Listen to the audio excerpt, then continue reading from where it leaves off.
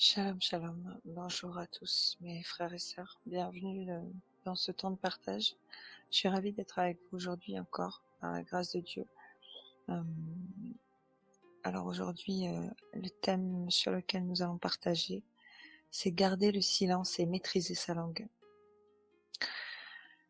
Alors pour commencer dans le vif du sujet, on va regarder dans Proverbe 17, verset 28. On nous dit « L'insensé, même quand il se tait, passe pour sage. Celui qui ferme ses lèvres est un homme intelligent. » Dieu nous avertit sur l'importance de garder le silence à de nombreuses reprises dans sa parole. Et ce verset nous dit que même quelqu'un qui ne fait pas de Dieu son fondement personnel, s'il se tait, il passe pour quelqu'un de sage aux yeux des autres. Alors en réalité, Dieu sait combien il est salvateur de savoir se taire. Alors pourquoi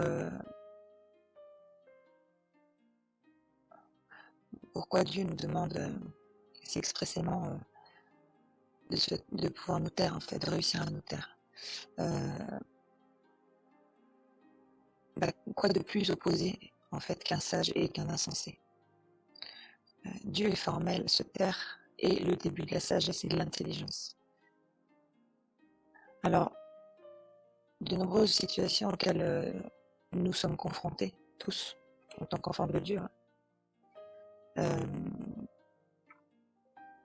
nous poussent à ne pas garder le silence, mais plutôt à savoir parler plus fort que les autres ou à savoir s'exprimer impeccablement en public. Parce que le monde nous apprend à avoir du répondant. Pour être bien, pour paraître quelqu'un de fort, avec un fort caractère, il faut savoir se défendre avec une langue bien aiguisée. Mais nous, la parole de Dieu nous dit que notre épée, notre parole, en fait, la parole de Dieu, est une épée à double tranchant. Donc on n'a pas besoin, en fait, de savoir vraiment quoi dire. Le Seigneur nous guide par son esprit.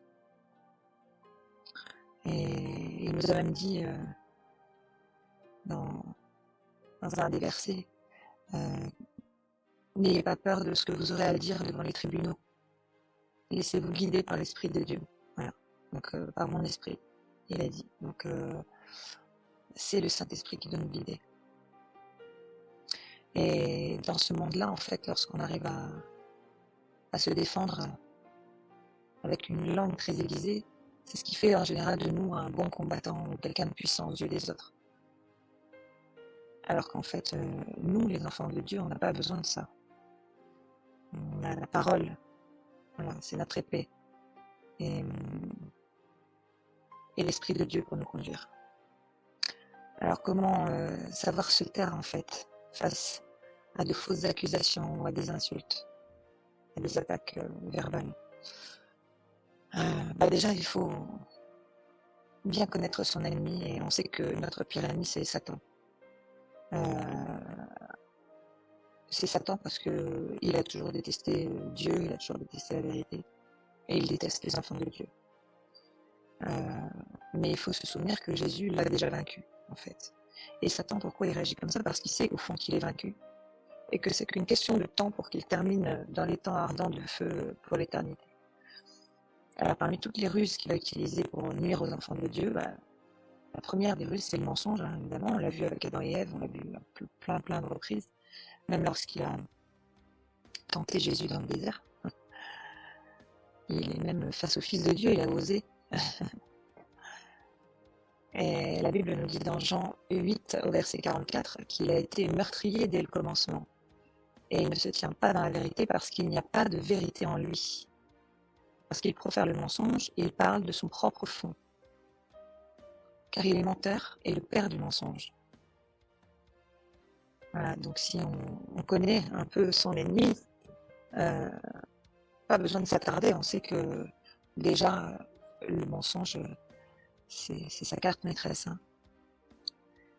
Donc les calomnies, les fausses accusations sont, en règle générale, son terrain de prédilection. Parce que Satan est celui qui est à l'origine de tout mal, quel qu'il soit. Et son grand plaisir, c'est de le propager le plus possible. Et surtout parmi les enfants de Dieu. Voilà, il ne supporte pas la vérité. Il déguise les faits et remplace le vrai par le faux afin de nous déstabiliser. Mais il faut, nous, que nous nous raccrochions aux Écritures. C'est notre base, notre fondement. Un de nos fondements en tout cas, qui nous dit que Jésus est la vérité. Jésus nous a dit « Je suis le chemin, la vérité et la vie ». Donc si lui est la vérité, ça implique que si nous restons en lui, nous avons la victoire. Alors le diable ne réussit dans ses plans que si nous, on lui en donne la permission en réalité. Et à chaque fois qu'on se sent accablé, qu'on accepte ça, qu'on ne proclame pas justement la victoire de Jésus sur notre vie, eh bien, ça veut dire qu'on lui donne cette permission à Satan. Et c'est ce qui fait de lui notre Seigneur, en fait. Parce que ça veut dire qu'on lui obéit à lui, on n'obéit plus à Jésus. Voilà, donc nous, on sait que toute la parole de Dieu n'est basée que sur la vérité. En fait, il n'y a pas un mot de faux dans la Bible. Alors, tout ce qui n'est pas confirmé par les Écritures ne vient pas de Dieu. Et lorsqu'on est confronté à un mensonge, une doctrine quelconque ou un message peut-être qu'on entend et voilà, on a envie de vérifier si c'est la vérité, bien, il suffit de chercher dans la parole de Dieu. En ce qui concerne les fausses accusations, elles viendront toujours nous rappeler que si le diable s'attaque à nous, c'est qu'il a peur de ce que nous pourrions devenir plus puissants que lui, en fait. Parce que Dieu a des plans pour chacun de nous. Et le but, c'est qu'on grandisse et qu'on devienne puissant. Puissant dans la prière, puissant dans tous les domaines dans lesquels le Seigneur veut nous utiliser. Donc voilà, alors 2 Timothée 3, verset 12 nous dit « Or, tous ceux qui veulent vivre pieusement en Jésus-Christ seront persécutés. » Ça, c'est une certitude. On sait qu'à partir du moment où on accepte Jésus comme Seigneur et Sauveur, Satan, il n'aime pas. Il n'a pas vraiment de raison de nous attaquer ou d'essayer de nous faire tomber si Jésus n'est pas là, ne prend pas la domination, en fait. Puisque la Bible nous dit que tous ceux qui ne sont pas du côté de Dieu sont forcément ennemis de Dieu. Voilà. Donc même ceux qui ne servent pas le Seigneur, mais qui ne font pas forcément des choses de manière méchante, tout le temps préméditée, etc., ben, ces gens-là, ils servent quand même l'ennemi. Ils servent le diable quand même. Alors, l'idée, c'est plutôt que nous, on reste justement dans la prière et dans la présence de Dieu le plus possible afin de résister au diable.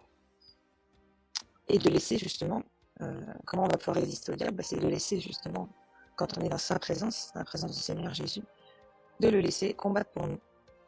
Parce que Jérémie 1 au verset 19 nous dit « Ils te feront la guerre, mais ils ne te vaincront pas, car je suis avec toi pour te délivrer, dit l'Éternel. » Donc si on reste avec Jésus, si on reste en Jésus, eh bien, c'est lui qui combat et c'est lui qui va nous délivrer. Donc on n'a rien à craindre en fait.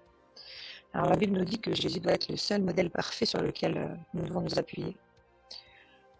Alors, on va essayer de zoomer un petit peu sur ce que nous dit la Bible justement et comment Jésus il a réagi lorsqu'il était dans ces situations-là.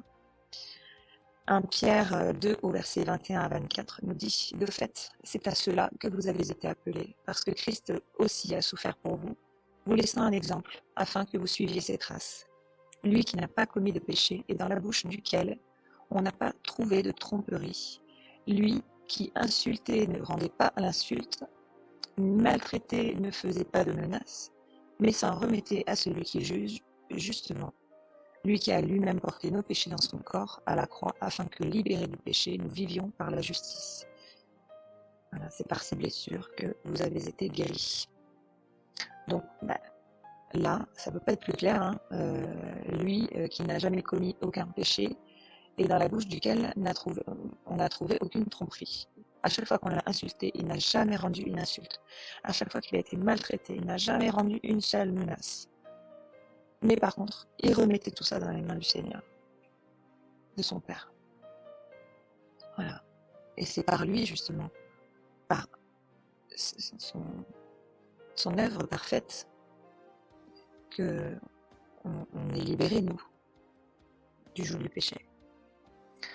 Alors, en tant qu'enfant de vérité, Nous avons cette nouvelle identité qui nous donne accès à la gloire de Dieu. Et Dieu veut nous consacrer tout entier à sa gloire, corps, âme et esprit. C'est pas juste une partie, il nous veut tout entier, en fait. C'est un Dieu jaloux, il nous veut rien que pour lui. Mais surtout, on doit faire attention à nos paroles. Parce que c'est de notre bouche que sortent nos prières, nos bénédictions, et que nous devons déclarer la vérité. Alors si on laisse notre bouche parler n'importe comment, ben, c'est pas, ça colle pas, quoi. Romains 12, du verset 1 à 3, nous dit « Je vous recommande donc, frères et sœurs, à cause de cette immense bonté de Dieu, à lui offrir votre corps comme un sacrifice vivant, saint et qui plaise à Dieu. Ce sera là de votre part un culte raisonnable. Ne prenez pas comme modèle le monde actuel, mais soyez transformés par le renouvellement de votre intelligence pour pouvoir discerner la volonté de Dieu, ce qui est bon, ce qui lui plaît, ce qui est parfait. En vertu de la grâce que Dieu m'a faite, voici ce que je dis à chacun d'entre vous. N'allez pas au-delà de ce à quoi vous devez prétendre. Tendez, au contraire, à une sage appréciation de vous-même, chacun selon la part que Dieu lui a confiée. » J'étais un peu plus loin dans ce verset, j'étais jusqu'au verset 3 parce que je trouve que, justement, souvent on laisse notre bouche parler de nous-mêmes de manière un peu élogieuse et ça c'est aussi un problème en fait, parce que ça veut dire que on peut vite se laisser corrompre, notre cœur peut se laisser corrompre en fait par nos paroles. Quand on parle de nous justement pour nous élever, tout ça c'est pas bien bon en fait, parce que au contraire le Seigneur nous a montré l'exemple et la Bible nous dit qu'il s'est fait serviteur lui qui était riche, puissant, qui avait toutes les richesses qu'il voulait. Il s'est fait homme et serviteur. Il s'est abaissé. Voilà. Et c'est justement en commettant cet acte d'humilité que Dieu après l'a glorifié et l'a élevé vraiment au-dessus de tout. Donc c'est vraiment l'Esprit de Dieu qui doit renouveler notre intelligence pour que nous sachions nous taire dans les moments propices en fait, que ce soit les moments difficiles pour ne pas répondre aux accusations, aux attaques verbales, etc. Ou alors ne pas être tenté justement de donner une appréciation de nous-mêmes au-delà de ce que le Seigneur souhaite en fait, et ce que le Seigneur a mis à notre disposition. Voilà, faut pas se vanter quoi. Il nous dit que si on a reçu l'amour de Dieu, l'amour divin, si on est rempli de l'amour divin, on ne se vante pas. L'amour de Dieu ne se vante pas. Alors notre bouche doit être scellée pour ne dire que ce que nous soufflera le Saint-Esprit. Parce que nous appartenons à une autre catégorie de personnes à présent. On a accepté Christ dans notre vie. Et nous ne sommes plus consacrés à la corruption ni à la propagation du mal comme avant, mais bel et bien à la propagation de la vérité et de l'amour de Dieu. Alors c'est pourquoi le diable, forcément mes frères et sœurs, il vous haïra encore plus et il essaiera toujours plus de vous faire tomber.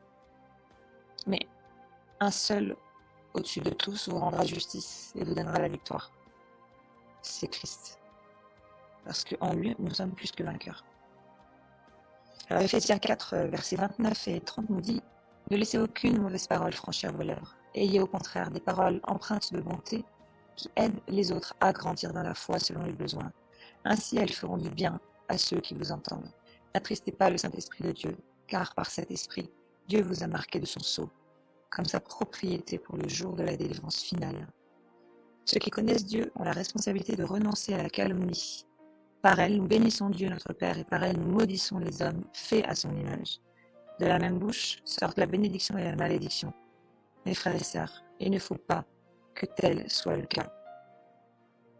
On ne peut pas faire les deux, c'est ce qu'on disait tout à l'heure. Nous devons comprendre que nos paroles ont un réel pouvoir, qu'ils soient vivifiants ou destructeurs. Et on doit choisir notre camp. C'est absolument essentiel. Alors, c'est évident que quand on regarde de plus près, on ne peut pas proclamer la gloire de Dieu dans nos louanges et simultanément laisser notre bouche débiter un flot de paroles méchantes et incisives envers n'importe qui en fait, hein, envers ceux qui nous entourent, que ce soit des frères et sœurs ou des gens non convertis, hein, ou d'une autre religion, je sais pas. Enfin, peu importe. Ça, c'est pas du tout compatible en fait, hein, les l'un et l'autre. Hein. Donc nous sommes appelés à être puissants dans le combat spirituel. On est appelés à la proclamation de la vérité. On est appelé à l'intercession dans la prière, à la louange qui ouvre le ciel, qui fait pleuvoir les bénédictions. On est appelé aussi à faire preuve de bonté et de douceur, nous dit la parole de Dieu, à supporter les difficultés en souffrant injustement. Bah oui, comme Christ, en fait, à l'image de Christ. Même si c'est dur. Voilà, notre espérance, elle est en lui. Et on sait qu'il restera fidèle, il restera à nos côtés, il ne nous laissera pas, on l'a vu tout à l'heure.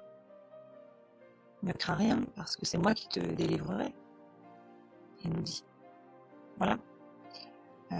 Parce que c'est une grâce aux yeux de Dieu, en fait, de pouvoir souffrir de cette manière-là. C'est une vraie grâce et voilà, c'est à ça qu'on est appelé. On est appelé à ressembler à Jésus. Alors comment pourrions-nous faire le jeu du diable en même temps, en fait? C'est pas possible. C'est pour ça qu'en fait, le diable, il va réussir parfois à nous mettre à terre. Parce que si on ne reste pas ferme et vigilant, quand il va nous frapper, on va fléchir les genoux en recevant les coups. On ne sera pas assez solide. Or, c'est bien devant Jésus seul qu'on a fait le serment de fléchir les genoux, nous, enfants de Dieu. Donc, il faut faire attention. Satan nous connaît très bien et il va forcément appuyer sur les bons boutons. Donc, voilà, il faut vraiment avoir revêtu l'armure céleste. Alors, lorsqu'on laisse notre bouche exprimer justement nos pensées les plus sombres, eh bien, on participe à la calomnie dont Dieu a tant horreur et qui nous a demandé justement de ne pas pratiquer. Et on se coupe totalement de la relation avec son esprit, en fait, hein, son esprit saint. La calomnie, c'est une pratique qu'on doit vraiment mettre à mort. Mais vraiment, c'est pas juste évincer, c'est vraiment, il faut la mettre à mort si on veut suivre Jésus. Romains 6, verset 11 nous dit « Ainsi, vous aussi, considérez-vous comme morts pour le péché et comme vivants pour Dieu dans l'union avec Jésus-Christ. » Donc,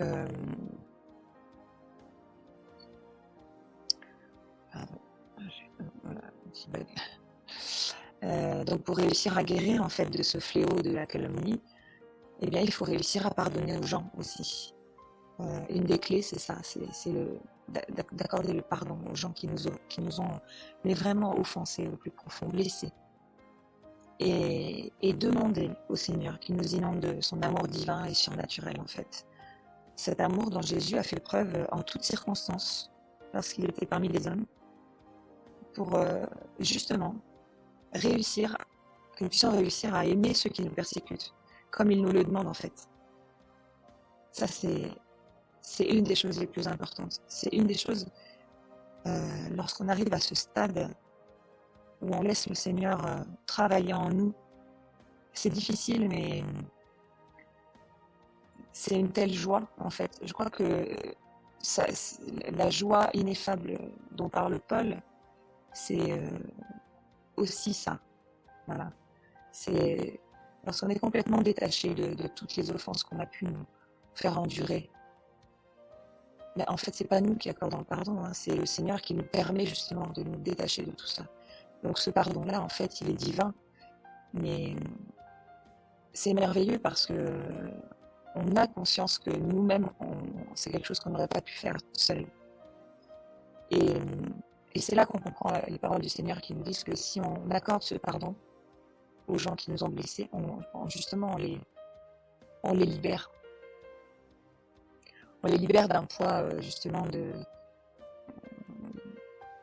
ce non-pardon les enferme dans une captivité, eux aussi. D'une part, nous, mais eux aussi. Donc, c'est vraiment très important d'arriver à saisir ce pardon divin et surnaturel que le Seigneur nous donne, nous accorde. Voilà, donc en conclusion, Eh bien, il faut que nous arrivions à protéger notre cœur, parce que la Bible nous dit que c'est du cœur que viennent les mauvaises pensées, les meurtres, les adultères, l'immoralité sexuelle, les vols, les faux témoignages, les calomnies. C'est de notre cœur que viennent toutes ces mauvaises choses, toutes ces iniquités. Et on sait très bien qu'il n'y a pas de place au royaume des cieux pour toutes les personnes qui pratiquent cela, ces choses-là. Donc, il faut protéger notre cœur. C'est important.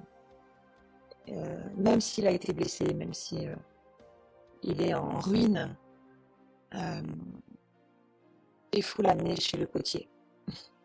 Voilà, c'est le Seigneur qui va recoller les morceaux. Matthieu 15, au verset 18, nous dit, mais ce qui sort de la bouche vient du cœur, et c'est cela qui rend l'homme impur. Jésus nous purifie par son pardon, et nous a déjà donné la victoire qu'il a lui-même obtenue sur toutes les autorités, sur toutes les dominations spirituelles ou les principautés de ce monde. Alors ayons foi en lui, louons-le pour ses bienfaits, qui se renouvellent chaque matin. Mais apprenons, demandons-lui à nous aider à maîtriser notre langue.